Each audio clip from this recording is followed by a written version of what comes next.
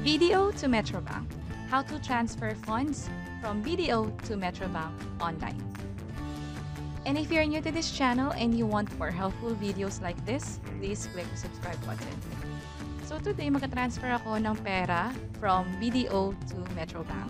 To do that, first go to online.bdo.com.ph. Then log in with your user ID and password.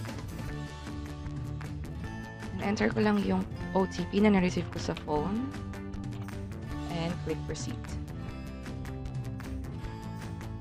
Since magka-transfer ako ng pera from my BDO account to Metrobank account, I click this send money dito sa bandang kaliwa. And click this to another local bank.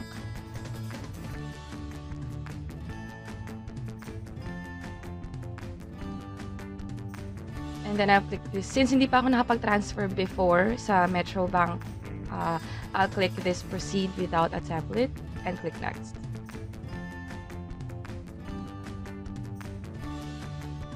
For settlement type, leave it as it is, credit to another local bank. For transaction type, ganun din, credit to other bank. And then here's, by default, since isa lang yung account ko sa BDO, dito na siya yung bank account number ko. I also have an option to view the balance here. And I'll click close. For the amount, I'll enter here 5,000 pesos.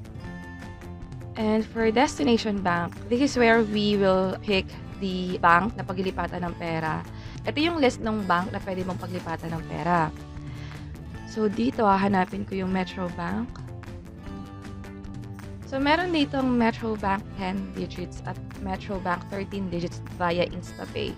Ang pipiliin ko yung pangalawang option, yung Metrobank 13 digits since yung account number na paglilipatan ko, napansin ko 13 yung digits nun.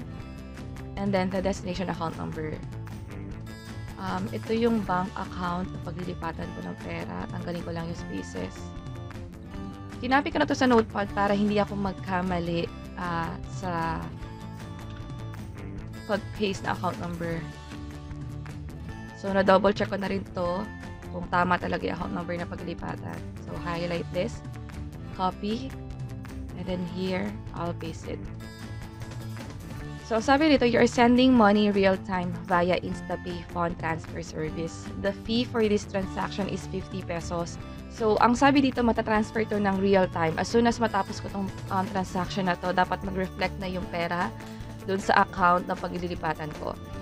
And again, with a charge of 50 pesos. So, ang mababawas talaga sa akin dapat is 5,000 plus 50 pesos. So, receiver's name. So, I'll type in here the owner of the bank account na paglilipatan ko ng pera. For purpose of transaction, ilalagay ko rito is allowance. And I'll go ahead and save this as new template para next time hindi na ako mag-enter ng details. Instead, nakasave na lang siya. And click the submit button. So here, review all these details. So tama, 5,000 yung ililipat ko. Nadagdagan siya ng 50 pesos because of the charge. And I'll be transferring money to this account number. And ito yung owner ng account. And click continue.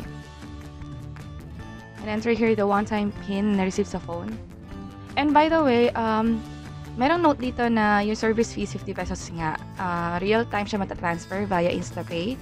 Kung sakali yung transaction is hindi maging successful, yung BDO i-credit back yung pera sa account mo within 1 to 2 banking days kasama na yung service fee. So, let's go back and enter the OTP. And click submit.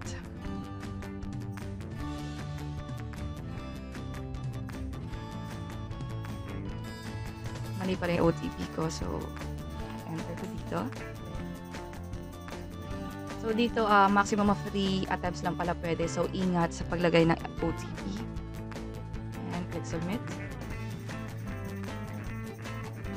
And I have a confirmation na I have successfully sent money real-time via Instapay. May charge na 50 pesos and this is my reference number.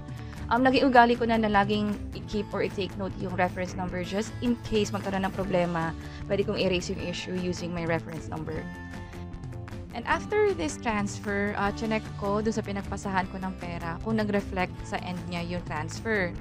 And kinonfirm niya na nakuha niya na nga yung pera sa Metrobank account niya. And that's it. Sana nakatulong tong video na to. Please let us know by clicking the like button. We also have other videos on how to send money online. And also may mga videos din kami on how to grow your money online.